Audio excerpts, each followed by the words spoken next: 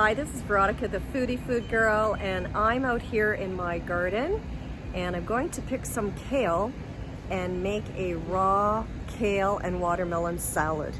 And so stay tuned. It's super easy, it's so rawlicious, and it's amazing.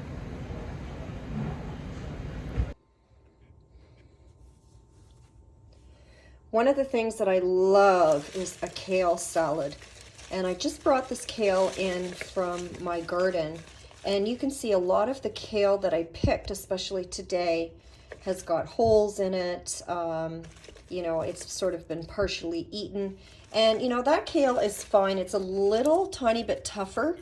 So you can either put this in your green drink or you can just make a nice salad, which is what I like to do. And you know, the ends are very, very soft. I mean, I can break it with my nail. It's really great to have this in your salad as well. But one of the things that I do is I just break open the leaves, and I have dinosaur and curly kale. And I don't know if I picked any purple today. So you can just see I'm breaking up the lettuce. And then I can just break these up as well. The stems, they're good. There's nothing wrong with the stems. In fact, they're tender and they're really good. Here's some curly kale. And so I want to eat this later tonight. I bought a watermelon, and I'm going to have kale and watermelon salad. It's going to be so yummy. And so one of the things that I like to do is I like to let my kale marinate because it is a little bit tough. Especially, like I said, I sort of took leaves that were, you know, either partially eaten or they've been there. They're not 100% fresh. I really like the fresh ones for a leaf salad. And then I like to use a really high quality oil. And this one here, you can see it's organic and it's extra virgin olive oil, and it's also bio harvest agriculture, which is really, really great. So I use this, and the trick is to just drizzle a little bit of oil on these leaves, but massage the oil in. So you can either wear gloves for this. I don't mind olive oil on my fingers. It's actually really good for your nails, and it's really great for your skin. And then what I do is I just massage this in, and you can see that they almost get a little softer once you've massaged them, you know, with oil. And then I just let that stand on my counter. This is another type of kale as well. And I just let this stand until I'm ready to have dinner. And then I'm going to cut up my watermelon and then put the watermelon in here. I'll add some other ingredients, which I will show you as well. But you see the back of this one, it looks kind of dry. And then when you massage it,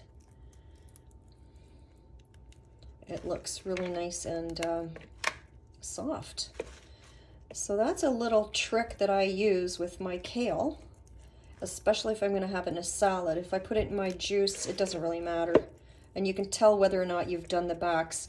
And in my garden, all of the kale, I have to really be careful and check it so that there's no moth larvae or any travelers like spiders that I brought in with me. And of course, if I did bring a spider, he certainly goes back outside again. So that's it. So you can see already that I can even feel it. It's just so much softer.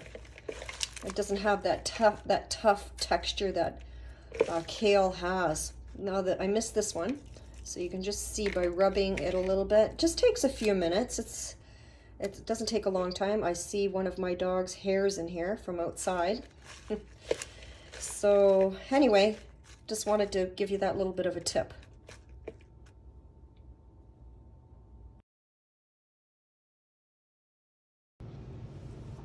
So I just cut the end off of organic watermelon full of seeds. This watermelon has seeds. Let's see, here you go. And that's a good thing because what it does is it just means that your watermelon is fertile and full of the life force, okay? So if you buy a seedless watermelon, How much life force is in that? Anyway, so I'm just sort of taking watermelon balls. And why am I doing balls? Just because it's for decoration, for nothing else. And people love it, and it's going to look pretty. This one has a lot of seeds, so I might work on that guy later. And then just sort of pick these, do these little balls, and then that goes into my the salad.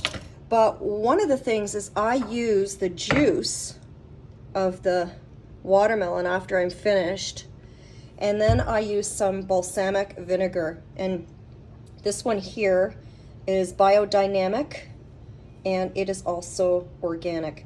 So this is a really fantastic balsamic vinegar.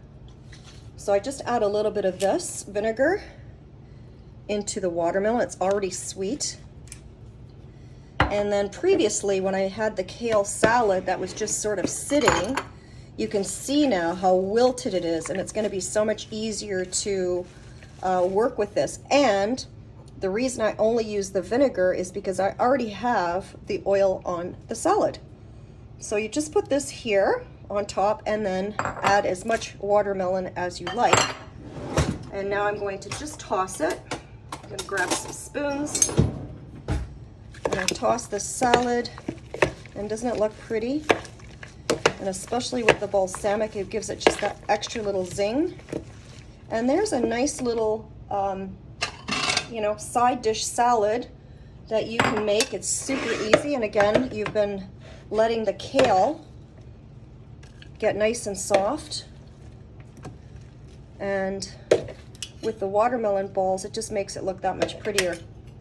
If you had some cashew cheese, you could sprinkle that on top. One of the things that I like to use is walnuts.